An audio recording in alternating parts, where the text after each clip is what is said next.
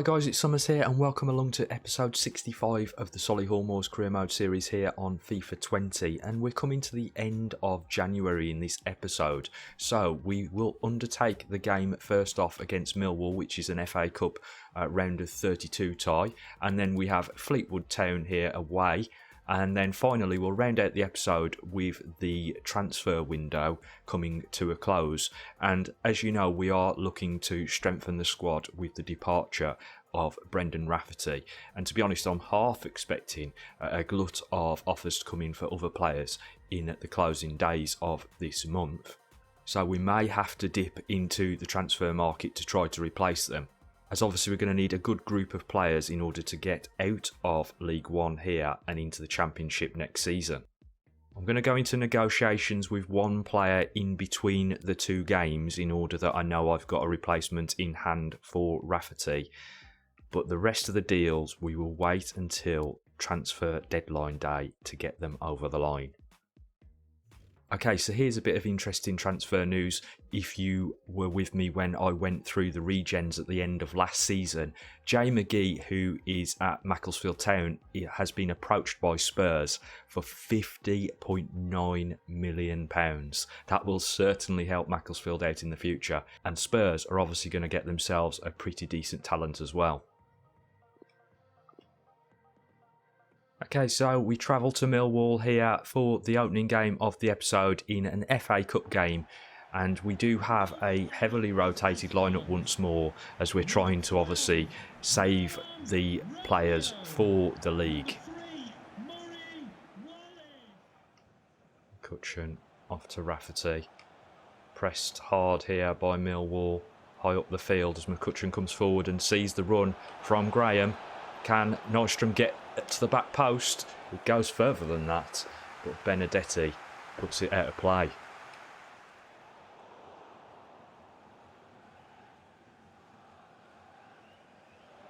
Patterson, strength there by the player who's finding himself in that centre-back role now. Swapped realistically with Max Allen.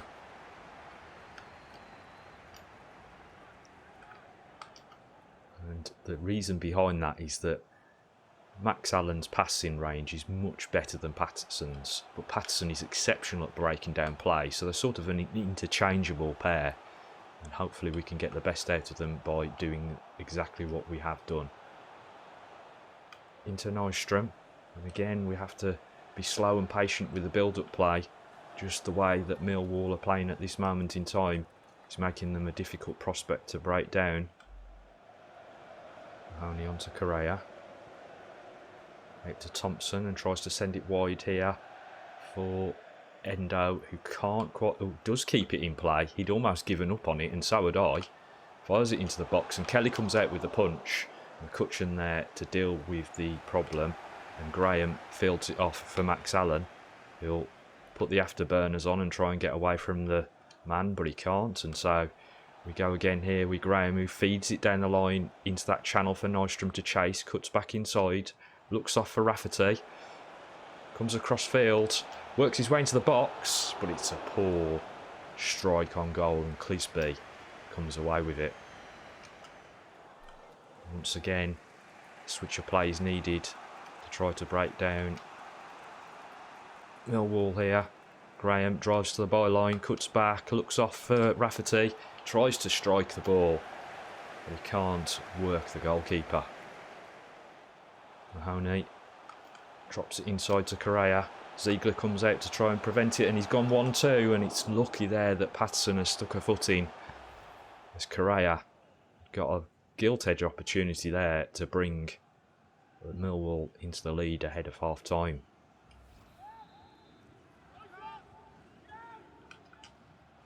Clearance by Allen. He's only dropped to the edge of the box.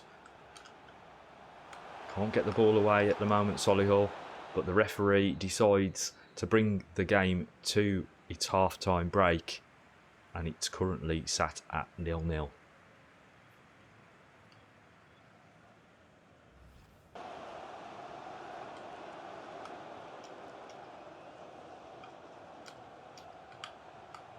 Bradshaw is seen out by Max Allen, who switched with Patterson for the second half. I did mention that they would become interchangeable, and it appears that the manager has decided that it is time to try that out. And that's a good, bold challenge there by Romeo as he takes the ball off of McCutcheon. And McCutcheon now out of position. Mahoney turns, Graham. McCutcheon picks up the pieces there and feeds it off to Graham, who feeds it through the gap for Peterson. Drives forward with it and then back off to Graham. Rafferty into Ziegler. Graham has continued his run across field here to good effect as he's got it off to Lance Allen, who drives around the defender. He's looking off for the man in the box, and it drops to Rafferty, who decides to strike it early but hasn't got it around the defender.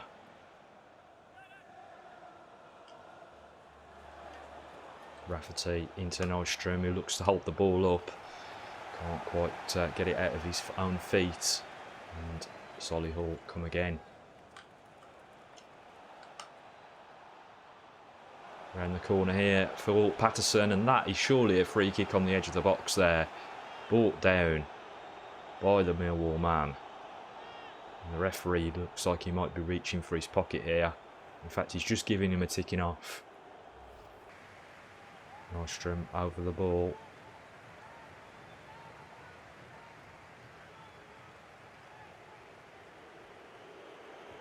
Little dink over the top, and it's a lovely free kick there from Bjorn Nystrom as he strikes it in top bins to that top right hand corner. Fabulous goal from the Swede, and he has put us in the lead here against Millwall in a game that has been pretty level.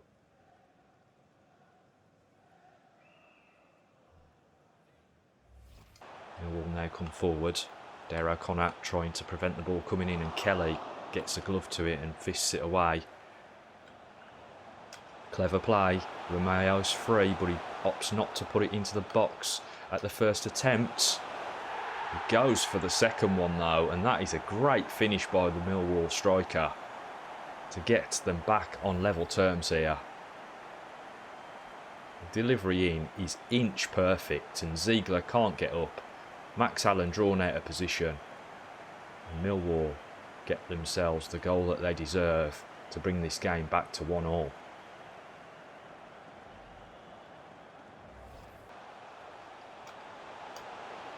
Play opening up here. He's surely offside though, but he does hit the side netting in any case there, the Millwall man. But it's a clear offside. Good idea, just poorly executed.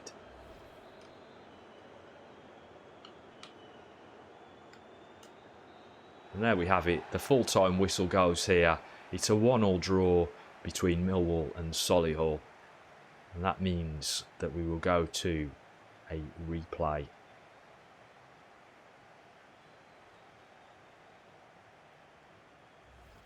Okay, so some transfer news dropping in here that Harry Pearson will leave the club for Cosenza.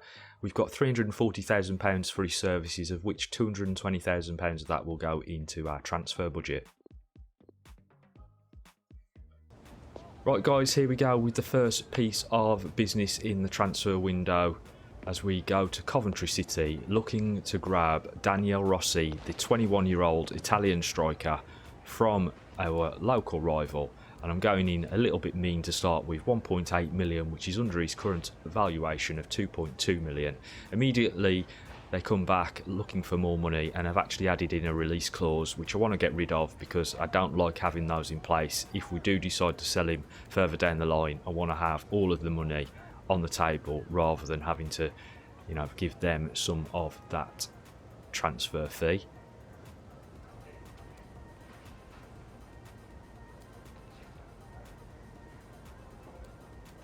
So we're playing a bit of hardball here with the Coventry City manager, just trying to get the better deal for ourselves, and we have managed to get a deal over the line that is suitable for us.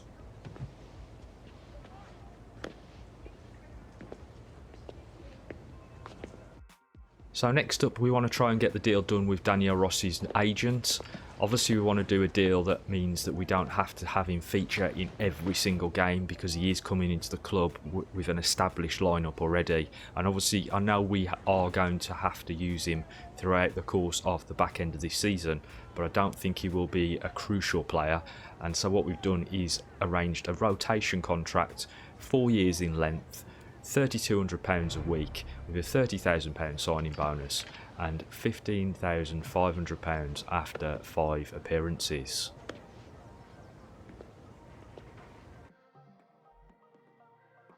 Okay, so there we go. Having got that deal over the line, Daniel Rossi is now a Solihull Moors player. I've equipped him with some white, red and blue boots there in order that he looks the part as we go into the rest of this season. And as we can see here, his stats are pretty decent on both the physicals and technicals at this stage. 70 overall, 21 years of age, and I feel he's still got a decent amount of growing to go.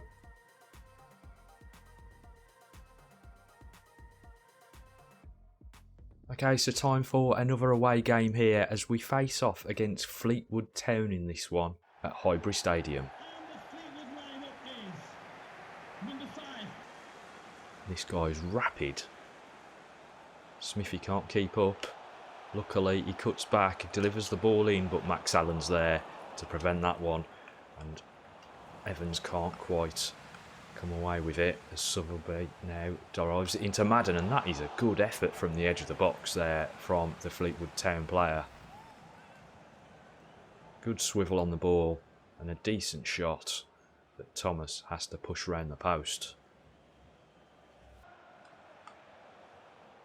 Oh, beaten there, Cockrell Mollet by the Fleetwood man, and he's cut the ball back, hits the post again, and Solihull are in survival mode here as Fleetwood put the pressure on, turn the screw and look for the first goal of this game.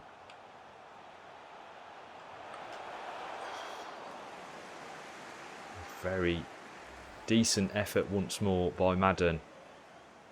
Needs to place it more next time though, rather than going for power. Back into Fredrickson and off to Max Allen. All very tight and congested. But Fredrickson tries to pick out a man, and here comes Evans. Decent effort that's driven against the goalkeeper. And there's the first threat from Solihull. Deep ball that Thomas comes out and claims. Berglund in the left back position. Ziegler into Evans, will drive forward with this.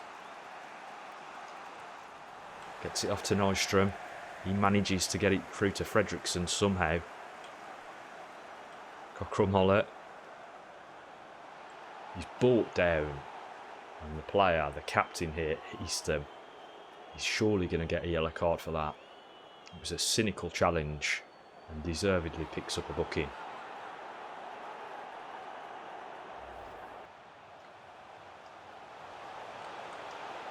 Oh, nice ball round the corner.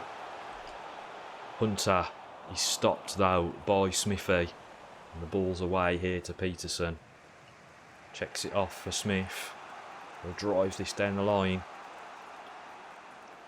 Hasn't got the pace on the Fleetwood man though, so he'll be doing exceptionally well. But he's gifted the ball to Nystrom. Checks it back and Fredrickson comes through to steal a goal here for Solihull. A backs against the wall job for the team from Birmingham. But they've managed to get a really good finish on that there from Fredrickson. The captain driving through the middle and smashing the ball home.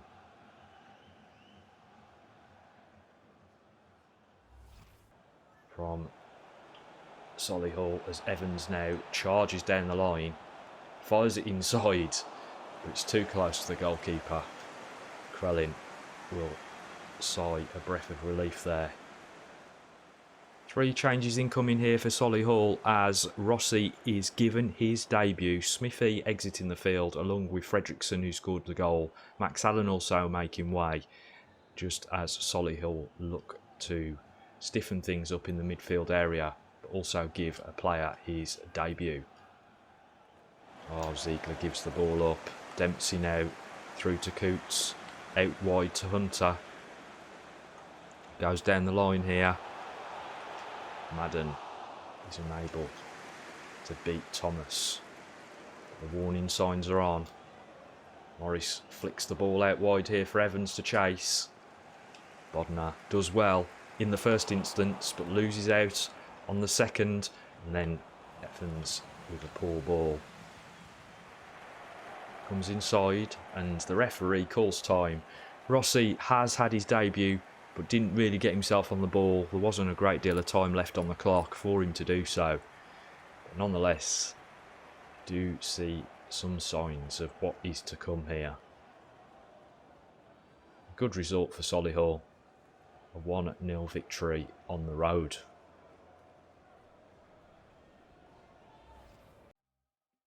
Right guys, here we go then. I did promise you drama on deadline day, and the first bit of news is that McGee deal has gone through at Spurs, but it's actually now £62.9 million. Let's see if we can get some deals done in the latter phase of this transfer deadline day. But first up, let's just scroll through a few hours.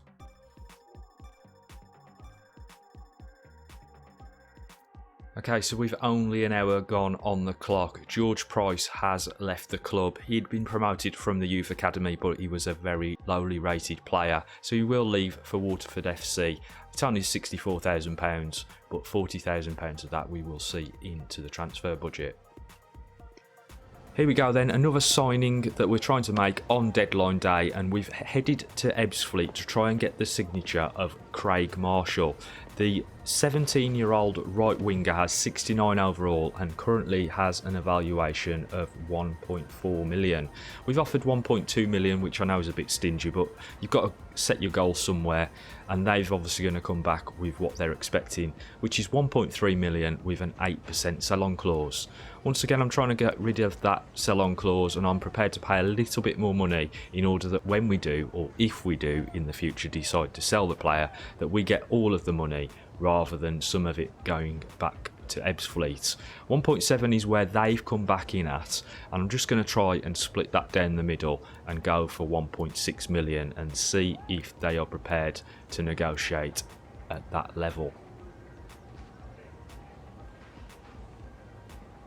And there we have it. They believe that to be a fair offer, and I believe it to be an exceptional deal, because I think Craig Marshall should be something decent for the future. And here he is, the young right winger with his agent, as we set up a new deal with a sporadic contract length of 5 years and £1,200 a week. We're able to do the deal with his agent, which looks suspiciously like Morgan Freeman.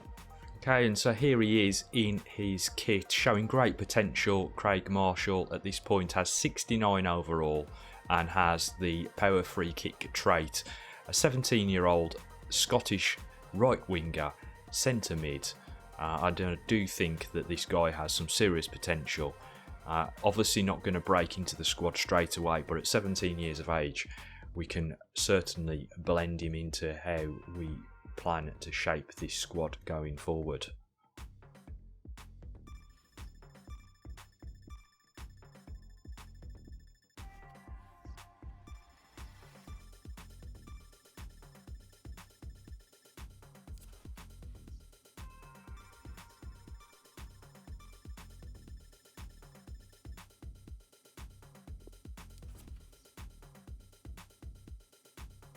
Okay, so it's another deal over the line for a youth academy player that has been bought into the squad and sold off here to Helsingborg's. Ed Davis leaves her at £180,000.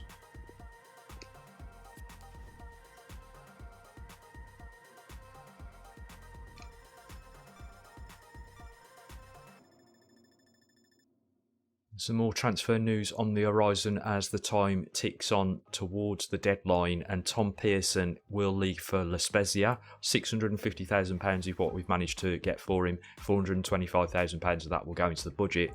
But more importantly, Callum Cockrell-Mollett's release clause has been met. Swansea City are looking to sign the ex-Warsaw man for £1.25 million, which clearly means that he has an evaluation above that right now. And it's an oversight on my behalf, but at this stage I'm prepared to let Callum go because Swansea are in a much better position than we are from a league standing point of view, and I want to see his career progress.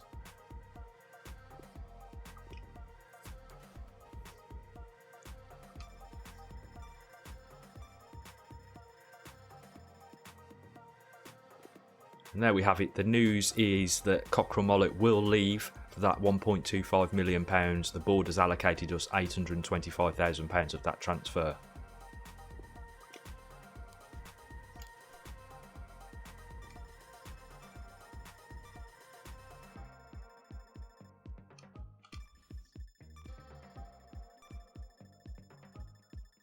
Okay, and so with the transfer window coming to a close, you might have noticed that we didn't go out and buy ourselves a central midfielder.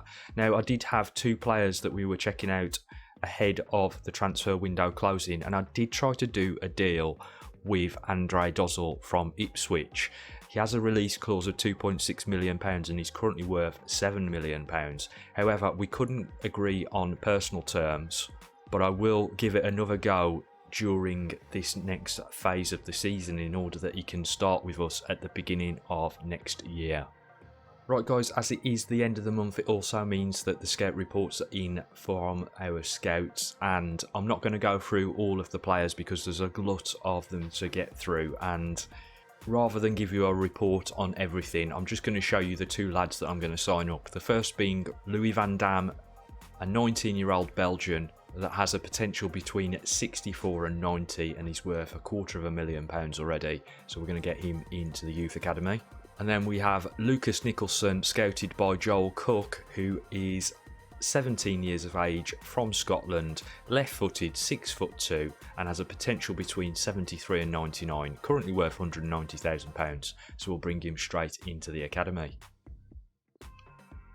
Okay, so as we find ourselves at the end of this episode, let's take a look at the league table. We're down in third place at the moment with a game in hand on both Barnsley and Portsmouth, but even with that game in hand, we can see that we would only leapfrog Portsmouth. Barnsley have accelerated away from us, and we'll have to play catch up throughout the course of the second half of this season if we are to take away the League One title. Hope you've enjoyed this episode. If you have, don't forget to hit that like button and also subscribe to the channel for more FIFA 20 content. But for now, I'm out of here.